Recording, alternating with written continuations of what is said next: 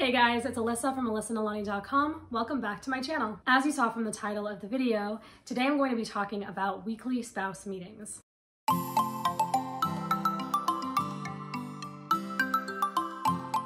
Back in April of 2017, I wrote a blog post called Weekly Spouse Meetings: Why You Need One, What 5 Important Points to Cover, and How to Make It Happen.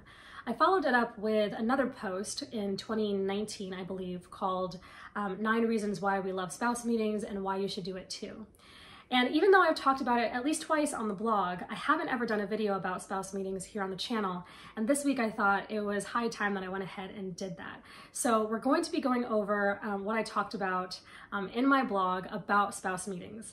Now, usually when I do a video like this, where I'm talking to you face to face, I will have like bullet points. Sometimes I'll read off of a blog post, but I'll do it in such a way where I'm not actually like reading off of something in front of you, if that makes any sense. But today I'm going to do this a little bit differently. Because it has been so long since I wrote my original post on weekly spouse meetings, and because when I wrote the post, I had only been married for a couple of months at the time, I thought it might be interesting to sort of not just talk about spouse meetings here in this video in an informational sort of way, but also just for entertainment purposes, I'm going to sort of react to what I wrote back when I was only like 2 months married.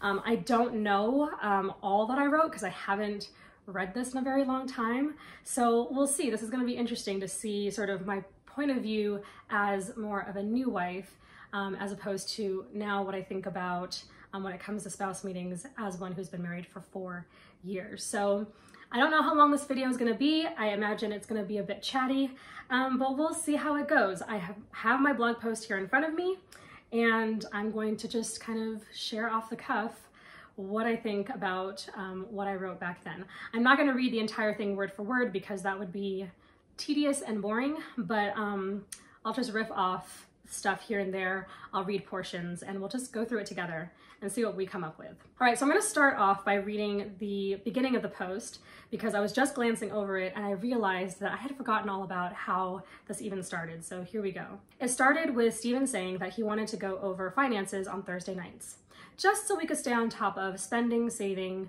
upcoming expenses, etc. I agreed that it would be a good thing to do. Of course, the lister in me started thinking about all the other things we could go over together once a week. Oh my goodness, babe, we should have a meeting, like a weekly meeting. I was a genius. Until Pinterest told me that this was already a thing. I found out it's called the weekly meeting. There's really nothing new, people, but the idea is still brilliant and we jumped right on board. Fast forward, and Thursday nights turned into Wednesday nights, and I came up with a 5-point agenda. We haven't even been doing this a month yet, but it's already one of our favorite parts of the week. I couldn't wait to hop on the blog and share my thoughts on it, and I'm going to go over the following points: why you need the meeting, what 5 important points to cover, and how to make it happen. Okay, so here we go. So some of the reasons why you need a weekly meeting. Now, I'm not going to go through all of these like as it's written in the post. I think I'm just going to sort of summarize what we've got here. So if you want to read the post in its entirety, you can find both this one and the follow-up one that I did linked in the description box, and you can check it out. So some of the reasons why you need a weekly meeting. Number 1, so you can both stay on the same page, which I wholeheartedly agree with still today. I haven't been married long at the time, but even when we were just dating, I knew that it's easy to make assumptions or get derailed when you're not taking care to stay on the same page with your partner, which I still agree with. In marriage, there are so many variables that depend on both people knowing the game plan in order to avoid confusion and misunderstanding. Checking in weekly with your spouse is essential to staying in sync with your sweetheart. Now, I completely agree with this. I would probably add that that checking in weekly is super important for like bigger specific things, but also don't forget to check in with each other on a daily basis. I know that depending on the season of life you're in, sometimes more difficult seasons will make it challenging or even difficult to sort of catch up with each other in meaningful ways if you're not intentional about doing that. So saying, hey babe, how's it going? Expressing affection, asking if your spouse needs help, what can you assist them with? How can they, how can you serve them? Those kinds of things.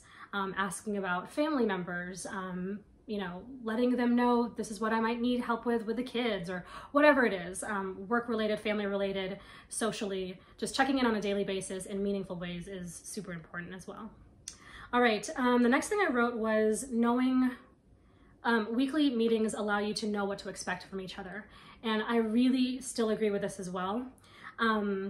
When you meet on a weekly basis and talk about what your responsibilities and your tasks are for the week, then you are able to, again, not assume so much and have sort of a sense of stability and assurance that things are getting taken care of. I would also add that this also gives you a chance to extend grace to your spouse in the times when maybe they didn't get done all that they said they wanted to get done or all that they intended to get done. If you sort of know what their game plan is, and then you kind of see where something else that was more important came up, or they got distracted, or they just didn't feel like it, or whatever, you can sort of see that progression and see where they might have needed help, or, you know, whatever the situation is, and you can have an opportunity to extend grace to them. That's really important as well. I didn't write that, but that's my commentary. Now, it also is easier when you know what to expect. This is my next point. You gain mental, emotional, and even physical space when you know what to expect in certain situations. My husband and I don't necessarily have to worry about certain things because we know the other person is going to take care of it. Again, you know, this doesn't always work the way we had planned on it, and so that gives us space to extend grace. That rhymes. Space to extend grace, which also makes situations that could be a bit more tense, awkward, or difficult to be a little bit more relaxed. Oh, here we go. Let's see. When life throws us curveballs, a meeting time that is already scheduled, like our weekly meeting time, right, is already scheduled to discuss things that might have come in unexpectedly. Now, let's say something happens on a Monday and your weekly meeting isn't until like a Thursday or whatever. Like, obviously you're gonna have to figure it out at the time, at the beginning of the week, but still having that scheduled time does help you to sort of field through things more methodically and intentionally, if that makes sense. The next point that I had was that meetings foster good communication. My husband and I are really big fans of good communication. It has sort of, I shouldn't say it has had ups and downs from when we were dating to where we're at now, but it has sort of developed and taken on new forms and has gone through seasons. Sometimes it's really good with certain things, and other times there are just ongoing things that we're still working on, and I think that's with everybody. Whether it's a marriage or a friendship or a professional relationship, this is just how communication sort of exists in relationships. And so having a weekly meeting can help sort of give your communication legs and sort of stakes in the ground, and to kind of anchor it and help it move along rather than sort of having you flail in the wind. I'm using metaphor here, excuse me. Sort of having it flail in the wind with no real direction. That doesn't mean that your communication is going to be perfect and it's always going to have upward mobility, because that's not always the case, but it helps to give you something to work on, something to kind of hold on to when it comes to your communication. I didn't write all that in the original post, excuse me. I wrote down that we've always been able to talk through things even when they're difficult and uncomfortable. That was definitely like 98% true then, but we'd only been together for a short amount of time. Now, 4 years in, we are really good about communicating when things are difficult. However, we have also dealt with some more difficult things that have been awkward and that have been uncomfortable and that have been more difficult than what I could even have known to expect. So I look at this through a set of eyes that are a little bit more mature, not much, but a little bit more mature. And so it's interesting to kind of see the difference there. All right, and lastly, the last reason why weekly spouse meetings are good is that it is a meeting of the minds. That's what I said. I get so stuck in my head and I'm filled with opinions and ideas that I cannot wait to share with my husband. More often than not, however, he'll come up with an angle, opinion, or idea that I hadn't considered, but prove awesome and really helpful. This is still true. Your spouse's perspective and contribution should be part of the reason why you married him or her. The weekly meeting is like having a meeting of the minds. You get to come together and create game plans, strategize, review, celebrate victories, and go back to the drawing board when necessary. This is teamwork at its best. I wholeheartedly agree with all of that. I don't think I would add or anything to it. Next, 5 points to cover. So this is the 5-point agenda that I had come up with originally based on what I was finding on Pinterest and other places on the internet. So the 5 points of the agenda are finances, appointments and weekend plans, goals and projects check-in, questions and concerns, and then gratitude. And looking at this now, I still think that this covers pretty much all of the basics. Now, we don't have kids, so we don't have, children to talk about. And there isn't really anything else I might add. If you do have children, I would add that.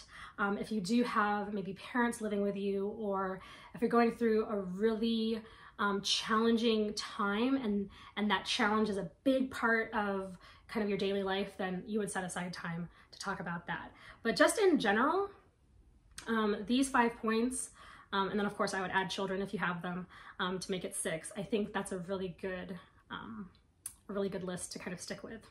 All right, so just to kind of break it down a little bit, I wrote at the time that we are really into our finances right now.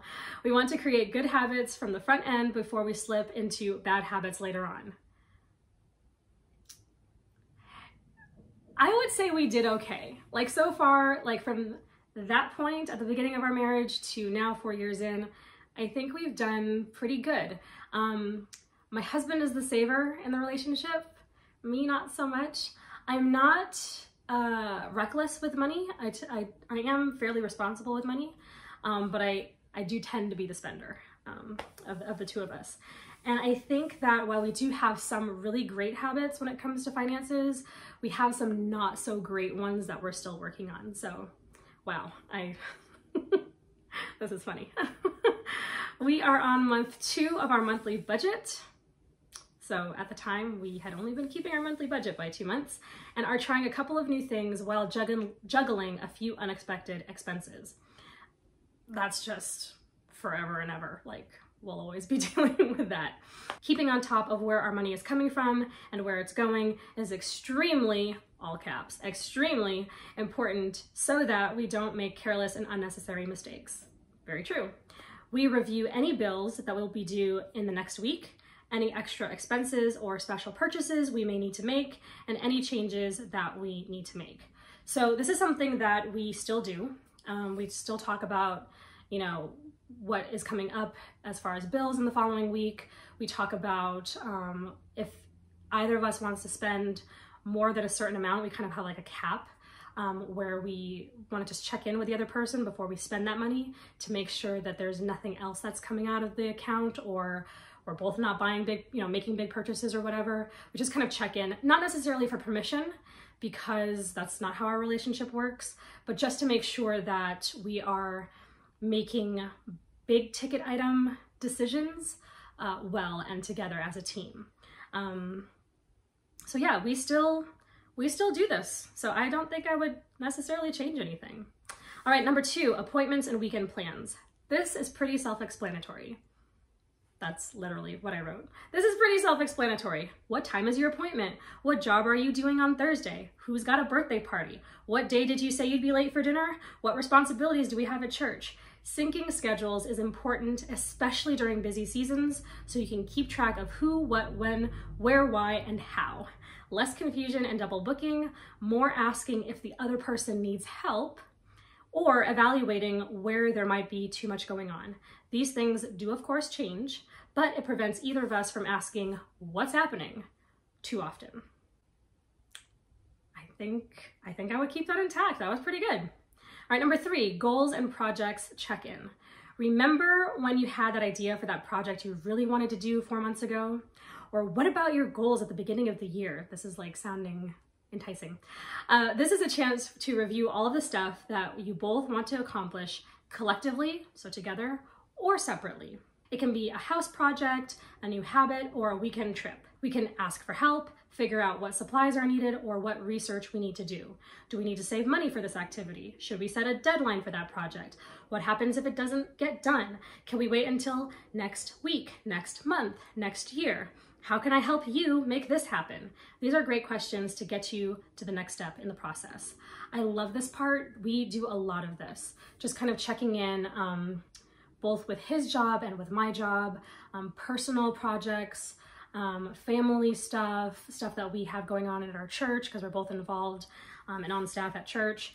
Just all of the different things that we work on either together or separately. It's really great to ask questions, to remind each other, hey, make sure that you check on such and such, or remember to write down that list. Especially now I'm in the middle of a really big project, and he helps me by being my sounding board, and I bounce things off of him all the time. And listen, this is one of the things I love about my husband. He will sit there and listen to the same thing over and over and over again and not, at least if he is tired of hearing it, he's really good at not expressing that. He'll patiently listen to me. And sometimes that's all you need. So allowing yourself to be your spouse's sounding board, to be their, sometimes their idea generator, to kind of just work through projects with them and help them with their goals, whatever that might be and whatever it might pertain to, is such a blessing in a marriage. And it helps to keep you, it helps to remind you that you are teammates. You are in this together, and you guys can work on things together and cheer each other on and be each other's biggest support. So I love this part. All right, number 4, questions and concerns. Okay, so I wrote this then, and I still believe it now. It's still true for us now. We are big believers in being honest about things now and not letting things become unnecessarily bigger problems later. Now, neither of us are perfect at this, but so far we've been fairly decent at it. Sometimes we'll let things linger a little bit more than they have to, or not actually verbally express what's going on, either because we don't want to or we don't know how. So that's a process, but we do generally, just overall, believe in being honest, and especially sooner rather than later. This is the time during your weekly meeting to ask questions and to present the stuff that may be bothering you. Since it's on the agenda, it should be a safe place. Now, that's another thing that we believe in, is making communication safe for both of us. There is no judgment in this space, no accusations, there's no pointing of fingers in this space. If somebody has brought up, let me read that again. If something is brought up that will take a while, you may have to table that thing for a more appropriate time when you have more space and time to handle it. So for instance, if you have allotted an hour and a half for your spouse meeting every week, and if something is brought up during this time that's going to take longer than the time you have scheduled for it, then make sure you schedule that time for another time. Schedule that conversation for another time so you can handle it sooner rather than later. Let this be a time of openness and honesty. This way, you're on the same page about issues and can work through them together. Again, I think that when it comes to questions and concerns, the key here, the priority here is this is a safe space. I have observed relationships that don't have a safe space. And I think that that is detrimental, and over time it can be very, very damaging. If you don't have safety in your marriage where you can just speak honestly and truthfully and not have any fear of being judged, not having fear of being blamed, not have any fear of, any kind of, I don't know what other word I'm looking for, but just not have any fear overall of any negative, unnecessarily negative reaction. I think that that is so important. You should be able to be honest with your spouse. You should be able to talk about anything that is concerning you, and they should then in turn respond with grace. That doesn't mean that it might not start an argument. It doesn't mean that you might have to deal with it for the next couple of weeks until you figure it out. It just means that you have established a space and a precedent that no matter what you say, as long as you're being a good-hearted person and you are presenting it in a gracious manner, again, we don't always get that right, but as long as your intention, that's the word I'm looking for, as long as your intention is just to be honest and your spouse's intention is to be honest and gracious, then you guys can work through it together. There should be no fear to be honest in your relationship. All right, the last one is gratitude. And this is meant to end your meeting on a high note, because I think you should, especially if you just spent an hour and a half or whatever talking about heavy stuff or difficult stuff or stuff that's not so fun to have to deal with, right? Whether it's finances or projects or concerns, you should just end on a high note and then you can move on with your day.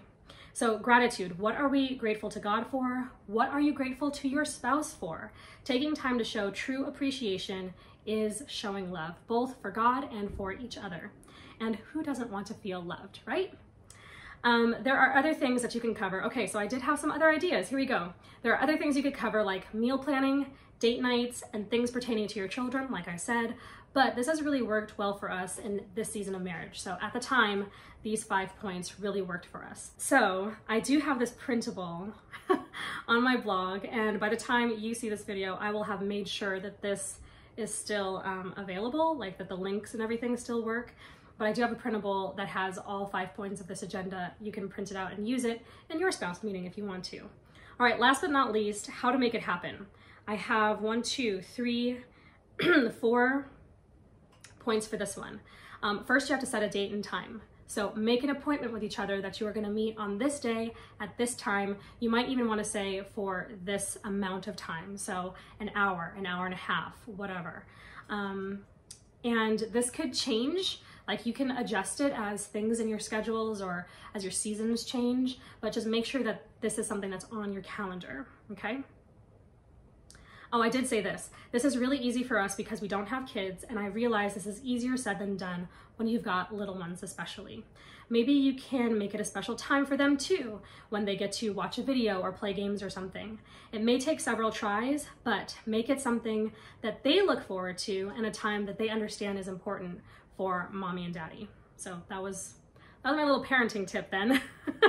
Some families even do family meetings. I'm not qualified to write that post, but check out Pinterest for ideas on conducting weekly family meetings, and this is a hyperlink. So you can click on that and it should bring you to another post. And again, by the time you watch this, I will have checked this to make sure that it still works. All right, next, set the tone.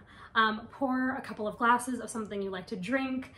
This is a meeting to get important stuff done, but you can also unwind, especially if this is at the end of the day. Play some soothing instrumental music, clear the table of dinner dishes or any other clutter, set the tone for good, comfortable conversation. This is husband and wife team business. Enjoy it. This is also not the time to answer phone calls.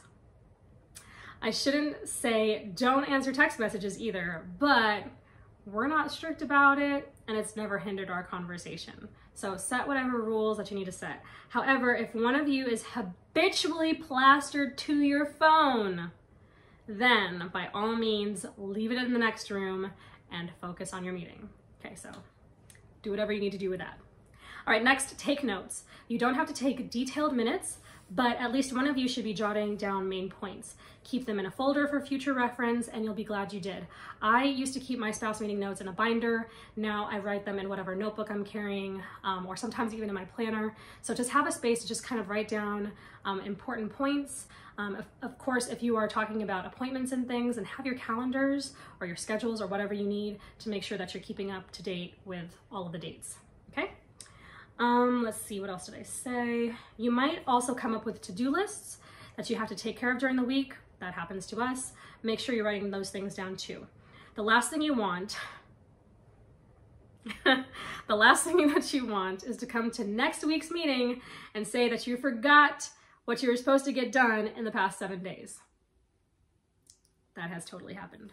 All right, last but not least, be gracious. I've already mentioned this a couple of times, but remember, you are a team and this meeting is about you two staying on track together. Be considerate. Listen when it's the other person's turn to speak. Oh my goodness. I wrote that because I needed it. Listen when it's the other person's turn to speak. Don't come with a desire to get your own way. Do I need to repeat it again?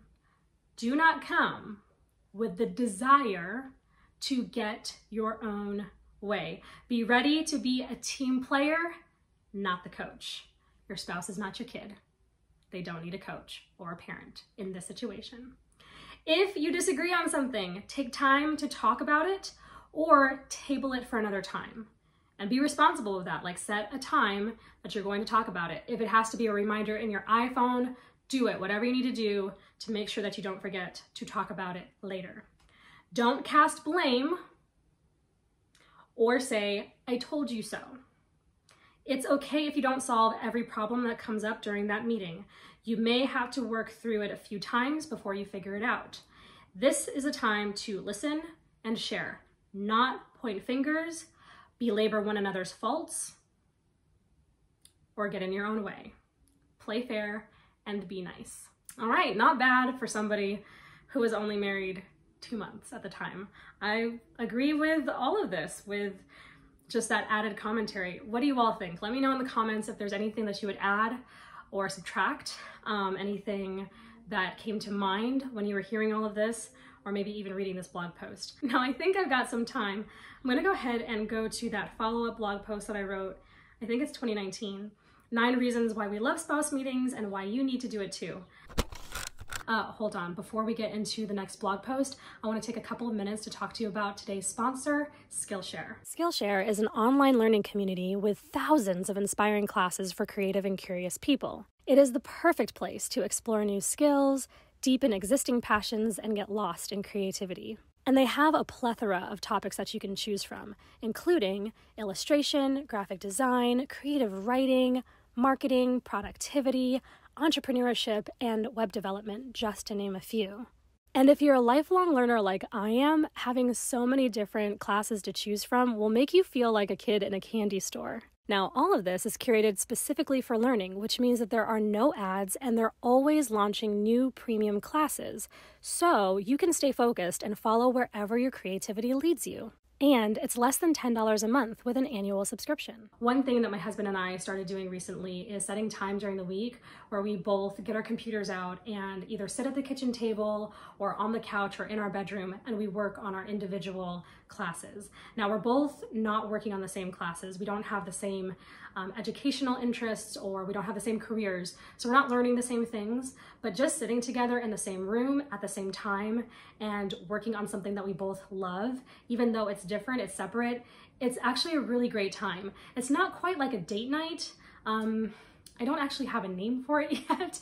Maybe you guys can think of a name for what this is kind of called if it's not a date, but it's really productive, and you still get that sense of camaraderie that my spouse is also working on something worthwhile alongside me. And then you can kind of compare notes and tell them what you're learning and what you're enjoying, and it's a really great time. So if you are looking for something to, I was gonna say spice up your marriage. That's not quite what we're talking about. If you're looking for something fun to do with your spouse that's different than, say, date night, then I would highly suggest using Skillshare for a way that you and your sweetheart can learn something together, even if it's not actually together, as in you're taking the same classes. Skillshare is the perfect platform to try this out, so I highly recommend you do so. And for the first 1,000 people who click the link below in the description box, you get a free trial for a Skillshare Premium membership, which is legit.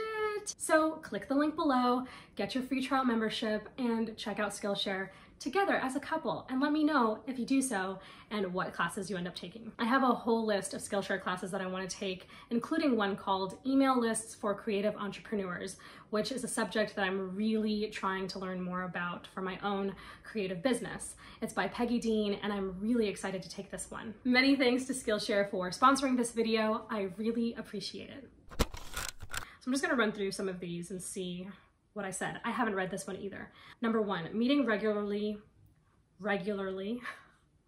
Y'all know I have a hard time saying that word in a sentence. Meeting regularly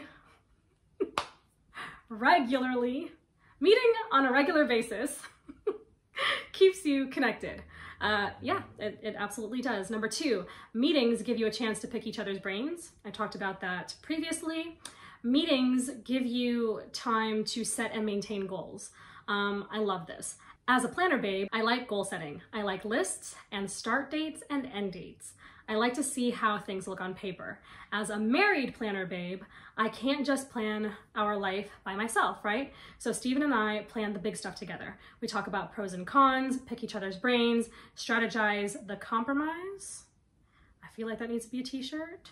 We strategize the compromise and come up with solutions. And when it doesn't work out the way we wanted to, we go back and we tweak, okay? Meetings help to ensure that you are pursuing the same things. This is when you get to discuss and work out what's important to each other and how that's going to impact your family, your commitments, your work, etc. You'll also get a feel for all of the areas that you're not in sync. Ah, this is good. Who wrote this? You may be hustling for one goal, but your partner may be preoccupied with another, and the two don't play well together. That's a conversation that needs to happen. Even if you're not working on the same projects, you still need to be in some kind of rhythm, or you'll just end up getting in each other's way or sabotaging yourselves. That's good. I wouldn't add to that. At least I can't think of anything right now that I might add. Number 4, meetings provide accountability. I love this one, especially in this season of our lives right now. This year, I've really enjoyed getting accountability in my life, both professionally and personally. I have set that up in a couple of different ways currently, and it's been seriously game-changing. Okay, so need an accountability partner? Marriage comes with a built-in accountability partner. Meetings are such a great way to check in on progress in any area. If you really want to have some fun and get fancy, you can set up a reward system. 30-minute massage, breakfast in bed, date night at your favorite restaurant. You'll do their #1 hated chore for a week.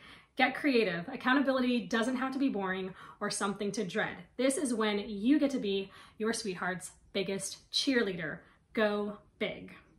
I had forgotten all about that. So I'll need to talk to Steven about that sometime this week. I absolutely love that. Now, granted, you might need accountability outside of your marriage. That is either for either for professional reasons or even reasons within your marriage. So a lot of times guys need other male accountability partners and girls need other female accountability partners. So think about that too, but don't forget that built into your marriage is a great potential accountability partner. So make sure that you're taking advantage of that. Number 5 is that meetings help you stay on top of your finances, which we have talked about. See, is there anything that I added at the time? Okay. Oh, money, money, money. That's what I wrote. If ever a couple needs to be on the same page, it's with faith and finances. We'll get to faith a bit later, but for now, let's just say that talking about finances at spouse meetings has been a relationship saver. We have 2 different personalities when it comes to money. I already talked about this. I am the spender, he's the saver.